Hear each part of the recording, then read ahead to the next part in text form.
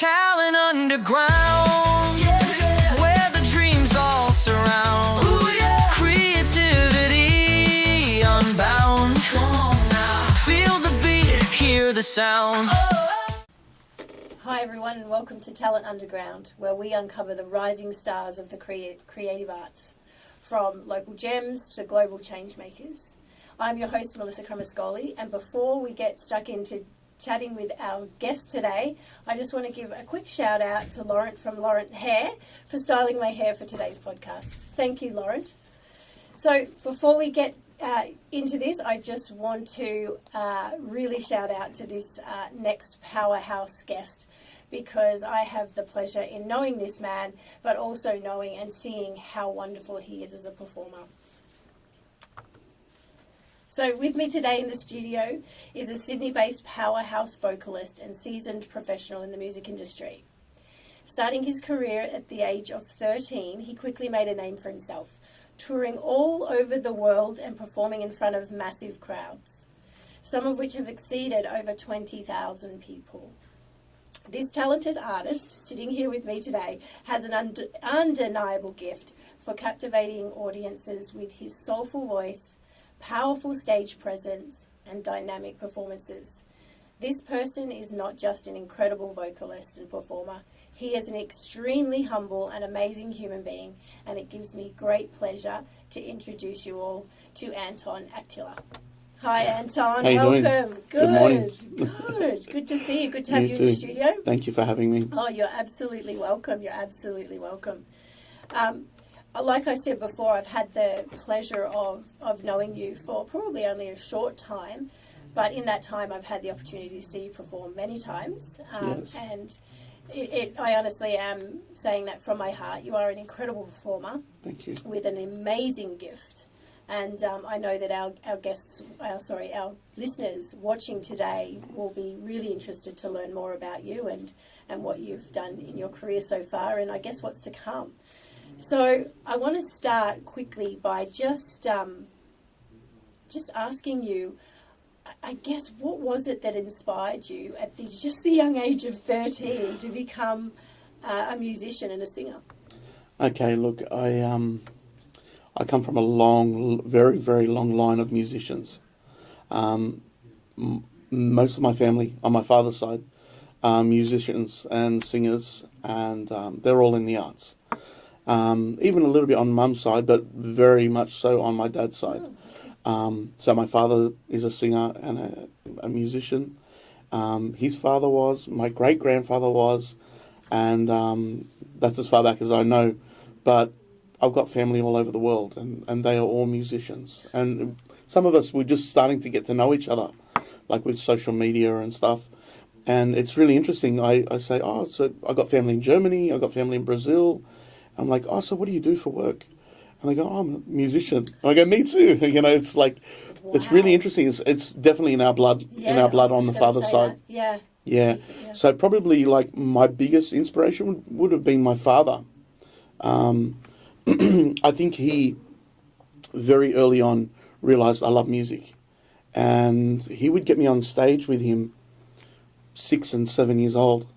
Cool. I would learn a song, I'd jump on stage with him, and he'd have the band, and I'd jump on and sing something. And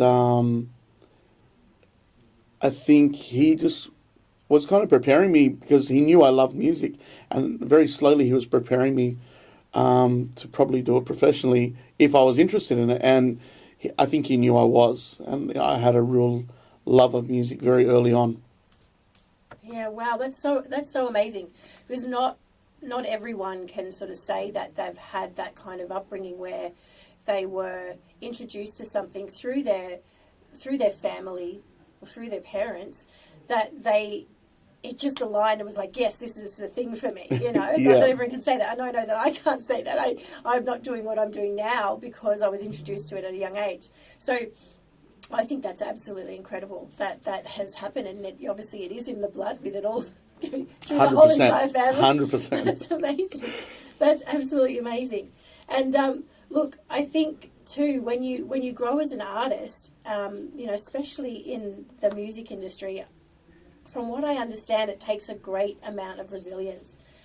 So I would love to know, can you share with us a time where you were hoping for that big break, or something that you were praying for that just didn't come to pass? And how did you handle those setbacks and keep moving forward to go after your goals and your dreams? Look, I think to be in the music industry, like on the professional side, you do have to have really thick skin, or you have to develop thick skin, because you won't last otherwise. People are pretty ruthless, and it is a very cutthroat industry. It's a tough industry, but it is a beautiful one as well. From the artistic side, it's my favourite thing in the world. The business side, not so much, but I've had to learn to get better at it, and I think if I was to advise, someone younger, and I do quite regularly speak to young up-and-coming artists, and I say just, don't take things so to heart, because everybody has an opinion. There's a lot of people online that are, they call them keyboard warriors, and they're really nasty, and they can be quite ruthless and hurt your feelings, especially to somebody younger. Probably not so much to somebody my age, but, a teenager who's up and coming might find it a bit difficult. You were asking about things that I've had close calls with, things that have failed or not gone as well as I thought they would. I've had so many over the years. It's funny. You work really hard throughout your teenage years, and you kind of get to your 20s, and you think there's a formula that if you follow this formula, you'll be successful. And it's not always the case. In most jobs, you follow a set strategy, and you will get to where you need to be. It's not like that in the music industry. In the music industry, there's a lot of, some people call it luck, some people call it destiny, and I think there's a lot of that involved. Then having the right song, having the right look, being the right artist at the right time, even, you know what I mean?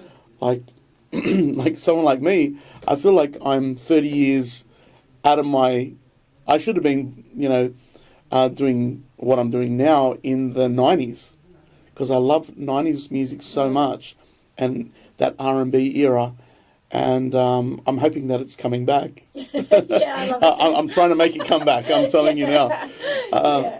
But it's, I feel like, I should have been this artist now in the 90s. That would have been more suitable for me than currently what they call R&B, which is more like hip hop. Yeah, it has changed definitely over the years, especially from our era when we were growing up. Definitely. But never say never. Never say never. But look, I've had a million close calls. I was on Australian Idol on the first season, and I thought coming off the back of that, it would blow up and go absolutely crazy, and it did. But I thought it would be way bigger than that. There was another time that I was part of a group called the Robertson Brothers, and we were set to do a world tour with the Bee Gees. Oh, wow. And the Bee Gees wanted us to be the next Bee Gees, younger version of them. Yeah, right. And so we set for a world tour, and then the brother, Morris, I think it was Morris, died. Oh. And they cancelled the whole tour. And we were supposed to do the entire world with them. Wow. All Europe, all Asia, all Australia, and the whole thing got cancelled, and that was it. But there was a lot of hype around that at the time, and we thought, wow, this is it. This is our huge break. Yeah, wow. But things happen for a reason. Yeah, that's right. And I mean, even though there would have been, I imagine, a lot of disappointment with you and the group, getting all, amped up, ready for that world tour, and then it didn't come to pass. But like you said, things happen, and, And it all happens for a reason. Yeah. I'm a big believer of that. Yeah, definitely. Oh, amazing. That's so good, so good.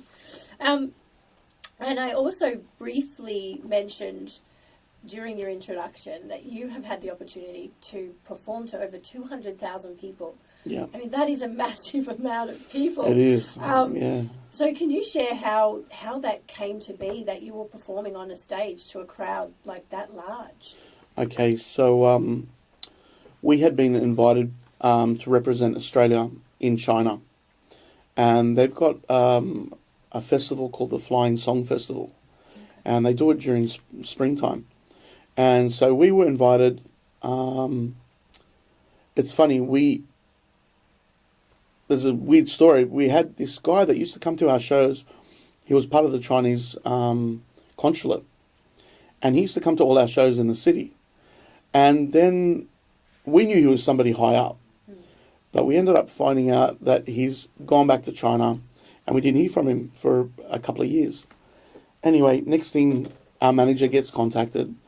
And we're now invited to go to China to represent Australia. And we think, and I've asked my manager, how did we get this contact?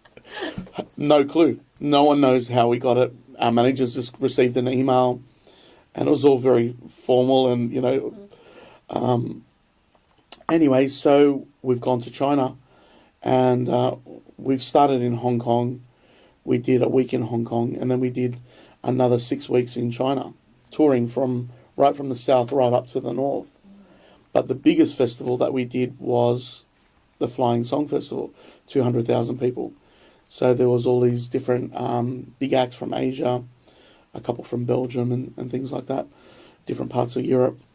So that's how that came about. But we ended up finding out the day of the dress rehearsal, this guy's come in full 6 cars with, you know, the Chinese flags and all black official cars. And next thing, he gets out. Now, we used to call this guy Yamaha because he used to dance around like he was riding a motorbike.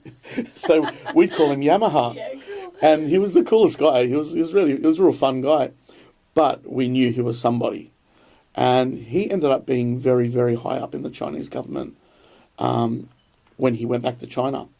And so the end of that concert that night, he's like, we're going to pick you up in a limo and we're going to party and have dinner all night. And we ended up going, and we finished at 12, the concert. We got picked up and we got taken to this real fancy restaurant that was booked just for us. And there was probably 12 diplomats, Chinese diplomats, and we drank the whole night. The entire, and when I mean the entire night, to 6 a.m. Wow. And ate. It was like a 12-course meal. And yeah, and I felt very, very sick the next day. But I bet. yeah, but it's one of those things culturally. If you start drinking, you have to keep going until they decide to stop. Yeah, wow. Okay. Whoever's got in power. So we decided to drink, and we just kept going until they stopped. And they wanted to drink all night. It was crazy. Wow. And so, how old were you then? I would have been 25 or 26. Yeah, right. That age where you really party hard and you Gosh. can handle it, you know. Yeah, definitely can't do anything like that anymore. Wow. So that's a real rock star experience then, you know. Yeah, like, especially to have that and someone so high up and turning up in limos and well, it would have just been. We were given translators, and they were young university students, and when they saw him, they obviously knew who he was, and their jaws were on the ground. And so when we got picked up in the limo, they were so excited. They were more excited than we were. We were just like, oh, we're hanging out with Yamaha, you know. He was just a cool guy, right? Great. But they were so excited, and they were like, do you know who that is? And I'm like, not really, it's Yamaha. Yeah, there you go. And he came to be that he got you over there from coming and seeing you here in Australia. Yeah, that's right. See, that just goes to show that sometimes you don't know who's in your crowd watching you. Absolutely. And loving you or having some really strong connection to what it is you're doing, and then you get picked up for these sorts of things. That's amazing. 100%. Yeah. You know, this is why I tell young up-and-coming artists, I'm like, just remember, every performance you do, you don't know who's sitting in the crowd. So it has to be your best. Yeah. Every time, because you just don't know. It could be a record company executive sitting in the crowd. It could be, you know, and someone, the head of A&R, there's so many, you just don't know who's sitting in the crowd. So you've got to always be performing your best and trying to look your best as well. Obviously, you know, you want to represent who you are as an artist. Yeah, that's right. So yeah, amazing. That's so good. What Yeah. a story. I love that. I love that. Oh, okay. So just from what we're understanding, obviously you've had an opportunity to work closely with some incredible artists so far in your career. So can you share with us who has had the most profound impact on you as a performer and how they have shaped you and your approach to your craft today? Okay, so I did mention my father has been a huge influence on me as a singer, as an artist, and just as a performer, really.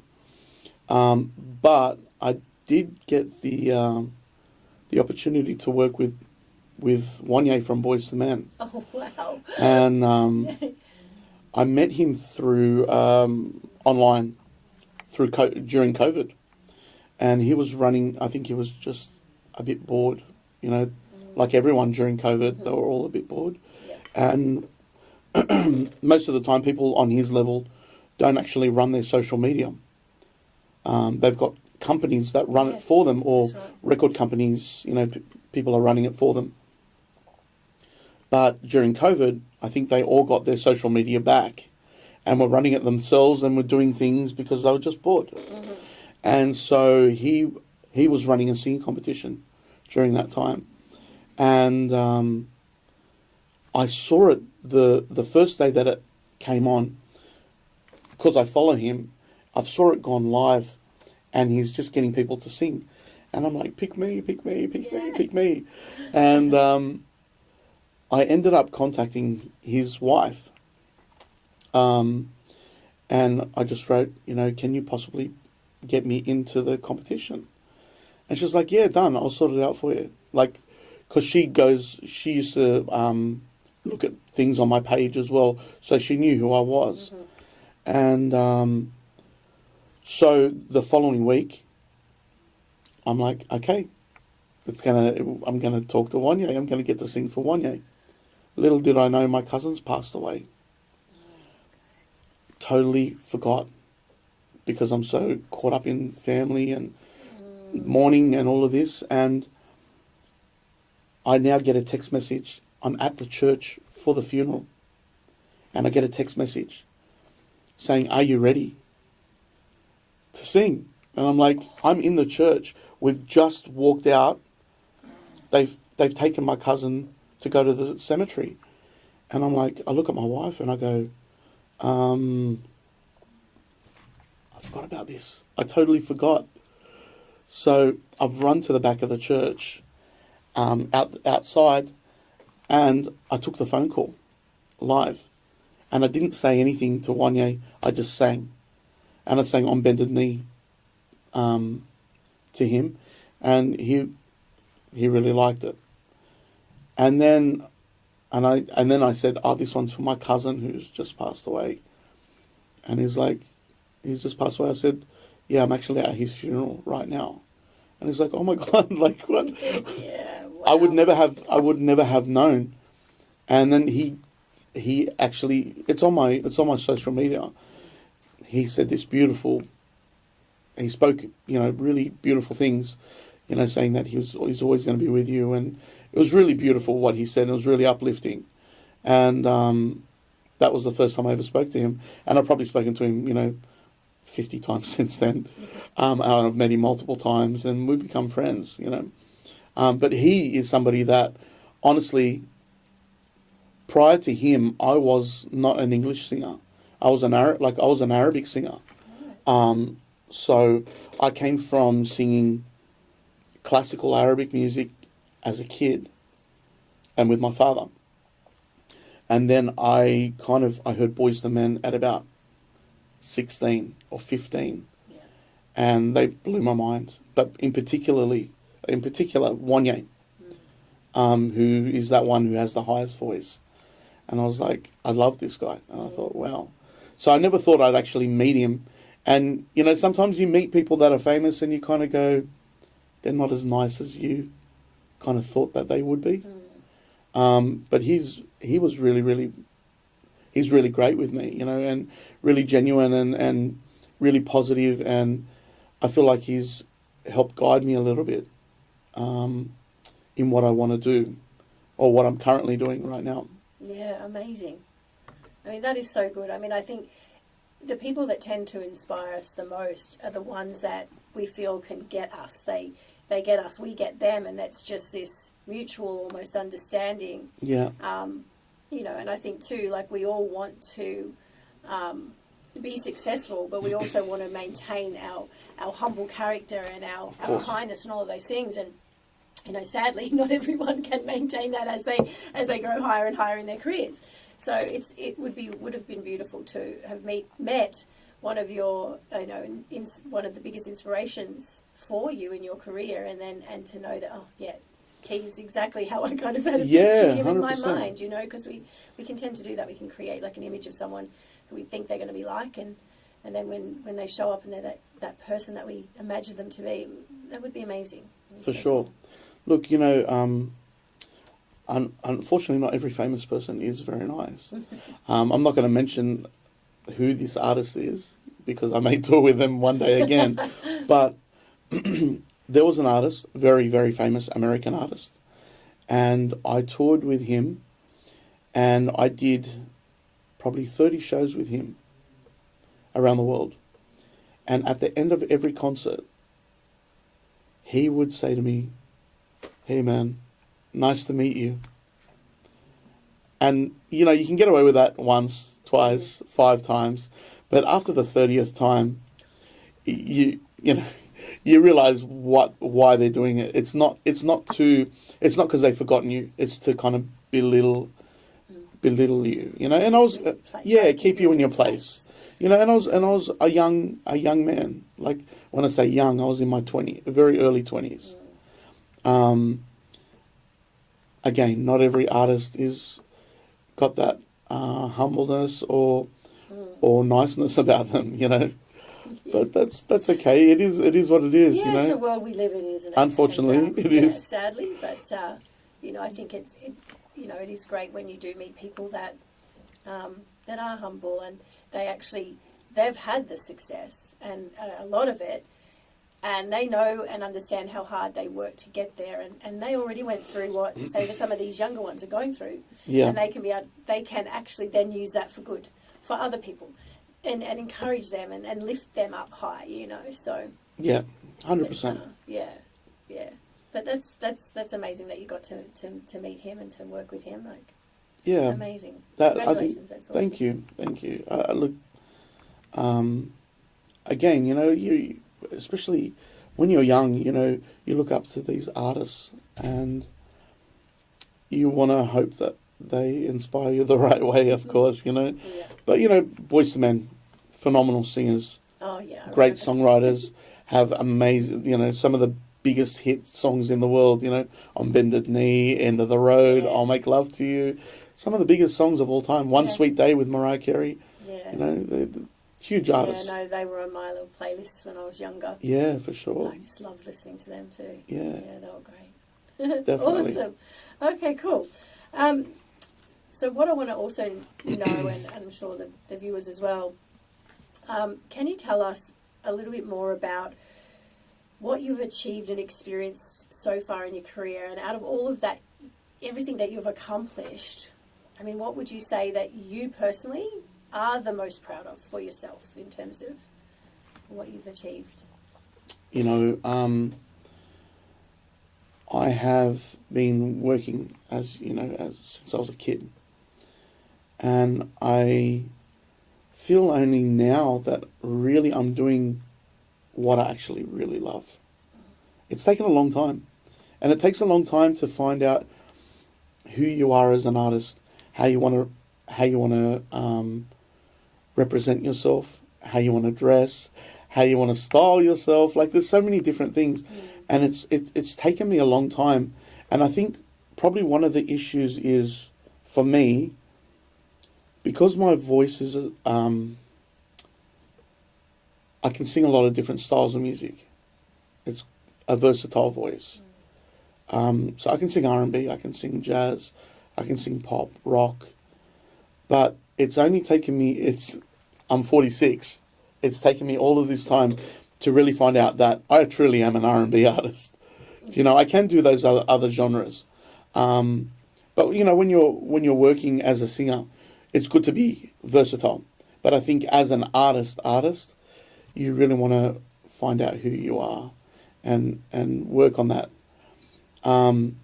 So I'm currently working on, I told you, a 1990s style, early 2000s R&B album.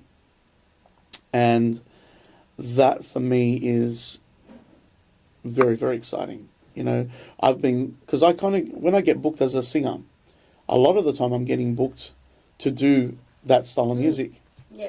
And that's kind of my, I guess, my specialty. Yeah. So I thought, why am I singing songs that are 30 years old or 25 years old? Why don't I just write songs with that inspiration and that style and do something that's original, but with that kind of, you know, vibe to it. And that's what I'm currently working on. I'm very, very excited for this album. Me too. Me too. You know, I sat down with 4 professionals who are music industry people, and I gave them 60 songs because I wrote 60 songs for this album, and you'll find a lot of artists do that. You know, they're writing way more than they should, and then they cull them down. Yeah, true. Yeah. And so we sat down, and I had culled down 24 songs. Which is a problem because you can't put 24 songs on an album, you know. So in my mind, I'm like, I don't know how to get 12 songs. And they all did the same thing. They all came down to the same 24 songs. Wow, that's cool. And every one of them said to me, 2 albums. you need to do a double album. Yeah. And I'm like, do I? Wow, that's a lot of work. But, you know, so I am nearly more than halfway through the first album. Yeah, wow. And probably the next couple of months I'll start recording the second. But, you know, we're just currently working on this first one. I think I'm 10 songs in. So I've got 2 more to go, which I'll do tonight, actually. And then we'll start mixing it and mastering it. Right. And then we'll start the second album. But for me, I think, again, you know, I've done lots of different things throughout my career, but this is kind of one of the most excited things that I'm doing at the moment, or that I've been excited about in a long time. So, yeah. Yeah, and I think that's definitely something to be proud of. Even in taking that step and making that decision alone, just to say, you know what, I'm going to record my own album. I'm actually going to step out and do something of my own. And when you've got that passion for it, and the skill sets combined, it is very exciting. So congratulations! I can't wait. Thank you. Can't wait to hear all of these songs. But you know, like I've done lots of things over the years. You know, I've done lots of jingles. I did the Home and Away theme song for like 12 years. So there's lots of other things, like good, really great things. A lot of singers would love to do. I've done them, which I'm very blessed and lucky. But that is the most excited that I've been in probably 20 years, honestly, what I'm currently working on. Yeah. So I can't wait to start releasing. I'm thinking probably 1 single a month. And then once I hit probably 5 or 6 singles, release the album and kind of work it that way. Excellent. Yeah. Yeah. That's very, very exciting. Yeah, oh, my goodness. Congratulations. That's Thank awesome. You. Okay. So what I also want to understand is, like, when you grow as an artist, so do the demands on your life. and I know this myself. So can you share any tips for those that have families or other commitments that they're also trying to balance, and how do you manage the pressure of juggling these multiple commitments and responsibilities? Well, that's a hard question. Yeah. You know,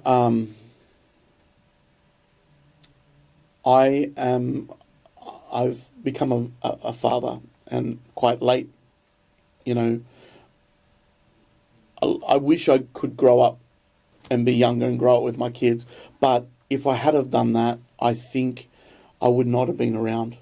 Because I was touring. I was going around the world, you know, and going around Australia. And I think I probably would have neglected being a good father. So being a little bit older, I feel like I'm a bit more present now. You know, like there's still going traveling around and things, but not as much as it was, and I can focus on my family a little bit more now that I'm a little bit older. I think it's a bit hard when you're young and you've got a young family and you're trying to tour. And look, I've got friends that are currently doing it. They're traveling around with their families. Their kids aren't school age yet, so their wives and their kids are traveling with them wherever they go around the world and around Australia. But I think once they get to school age, it's tough. Like, you know, your partner probably has to stay back and you're not with your family if you're going to be touring. I feel like I love my music, don't get me wrong, but family is so important. Yeah, you know, I don't know, maybe when I was younger I didn't think that way, but I didn't have a family. Yeah. Do you know what I mean? It was different. Yeah, yeah. But now that I have a family, I'm like, man, my daughter is just the world, you know, and my wife as well. So it's like, I love my music, but I would never choose my music over them. Yeah. You know? Yeah. No, that's amazing. And I think, you know, even when you have to be apart for them for even if it's a short period of time for, you know, say a shorter tour or, you know, events and things like that might come up, you know, I think for me what I've found being away from my daughter a lot is that it's the time that you spend with them that counts. It's being present. Yeah. Rather than being, you know, thinking about, you know, this next gig or I've got to get this in by this deadline or whatever. It's about managing that time and going, you know what, I'm prepared to work as hard as I need to when I give myself that time for this thing. But then when I'm with my family, that it's that quality of time rather than the quantity sometimes, you know, because they know when you're present. Kids are so smart. Like they'll know if dad or mum are actually really with them right now in this moment, or are they somewhere else and they're just or are they playing with their phone, whatever. Yeah, exactly. Yeah. No, you're right. Yeah, 100%. But look, again, you know, maybe that I'm older. I think I'm also a bit wiser as well, and or I'd like to hope so anyway. But you know, family's so important. Yeah, you know. 100%. And don't get me wrong, my music is also important, but if I had to rank it, it's not above my family. Yeah, amazing. You know, that's so good. You know. That's awesome. That's so good. Okay. So your voice has been described many times as soulful and captivating. And as someone who has had the pleasure of witnessing that and seeing you perform, I can absolutely say, like hand on heart, that is 100% true and very accurate. Thank you. And I know I have referred to your voice many times as being angelic. You know, so especially when I've heard you sing a variety of different songs, I get to see that variety that you have, which is amazing. But if you're open to just sharing like a chorus line or two of one of your favourite songs. Oh my gosh. I got to bed at like 4 o'clock this morning. Yeah, sorry about that. That's all right. That's all right. It would be really amazing for people just to get like a little bit of a glimpse into, you know, that captivating voice, that soulful voice that, you know, I know so well is just incredibly beautiful. Okay. So. Half of it's in bed, sleeping. Okay, but, yeah, all right. But I will do my best. Look, you know, I spoke about Boyz II Men. Yeah. I do love them. So I'll do part of a Boyz II Men Amazing. song. I'll do the chorus. All right. End of the road, Boyz II Men. All right. Okay, take it away. Although we've come to the end of the road, still I can't let go. It's so natural. You belong to me.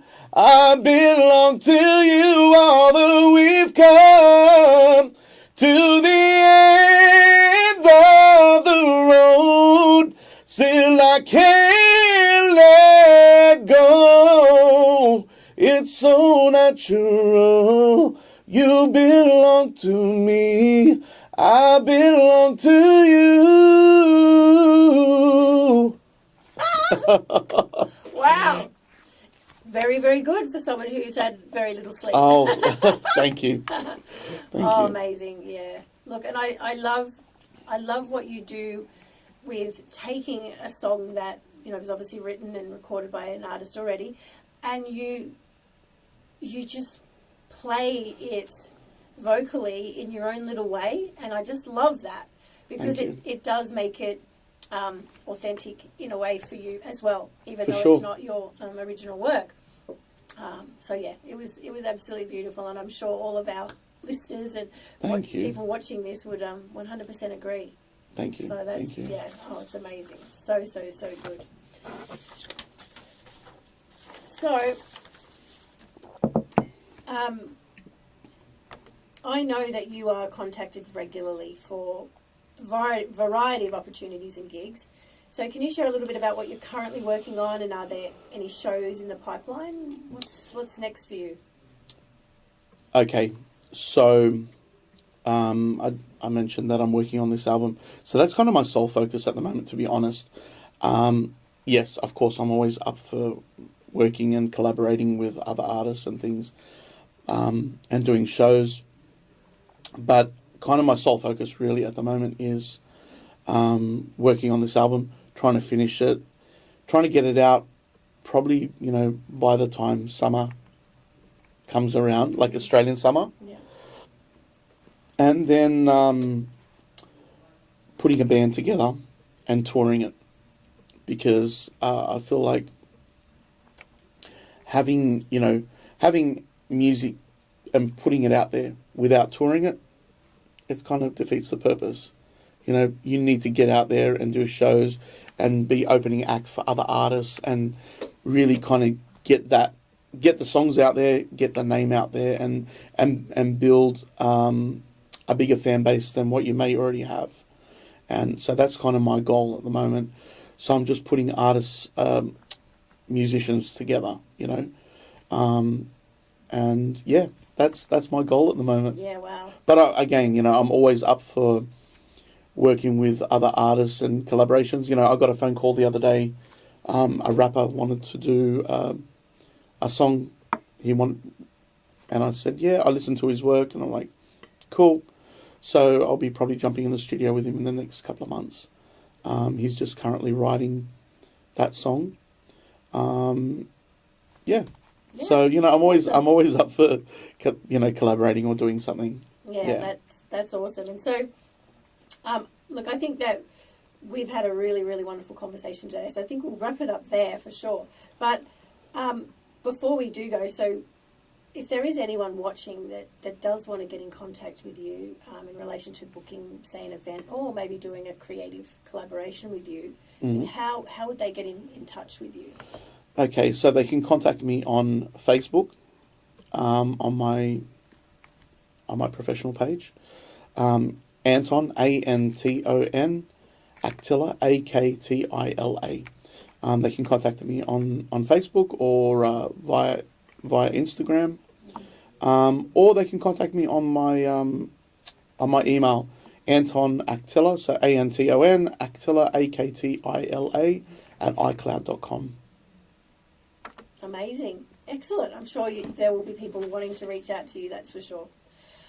So thank you so much for your time today, Anton, and Thank coming you for into having the me. studio. It's so awesome to hear about your journey from 13 years of age and being in music and music being your life the whole way through. I mean, I think that is just absolutely inspirational, incredible, and you can see that how starting at a young age at 13 has obviously impacted you incredibly with how successful you are now, and you're going to continue to be even more successful in the future. Thank you. And you've had that background, you've got that strong foundation, and we've heard your voice, so we all know that you're an incredible talent. So thank you so much for tuning in today. Thank you for having me. You're I appreciate very, it, very Mel. welcome. Thank Very you. welcome. And one last thing. When you release this new album of yours, Yeah. you said you were going to release the songs like sporadically. Can we have the name of the song you're thinking you're going to release first, or is that too much information to share? The album is called State of Elation. Ooh, I like it. And the reason why I called it that, I wrote a song called State of Elation, and then I looked at it and I was like, it's cool. I want to do a fast remix of it. Mm-hmm. And when I mean remix, I mean like old school 90s remix, which means it's not a sped up version of it. It's a totally different song with the same lyrics, but a totally different vibe. So I've put the more slower version of that song as the first song of the album, and I've done what they call a New Jack Swing. It's like an up-tempo version of it with different melody as the last song. And it kind of, if I was to kind of give you the idea of where I got the idea from, it was R. Kelly, who I don't particularly like very much, but I like his music. Yeah. He did a song called Ignition, and this is the remix of Ignition, hot and fresh out. Okay, so that one that everybody knows is actually the remix. It's the fast remix. If you hear the real version, it's actually quite slow, and it's the same lyrics, but totally different melody. And a lot of R&B artists used to do that back in the day, and so I thought I'm going to do something quite similar. Just totally flip it up and do something like that. So State of Elation, I'm not sure which one it will be, but it might be the fast one. Amazing. So there you have it, everyone. State of Elation is going to be the name of the album and the first single release. So let's look out for that. Can't wait, Anton, can't wait. So thank you, everyone, for tuning in to this episode of Talent Underground. Please be sure to like this video and subscribe to Oz Arab Media for more creative talent on Talent Underground. Have a great day. Bye.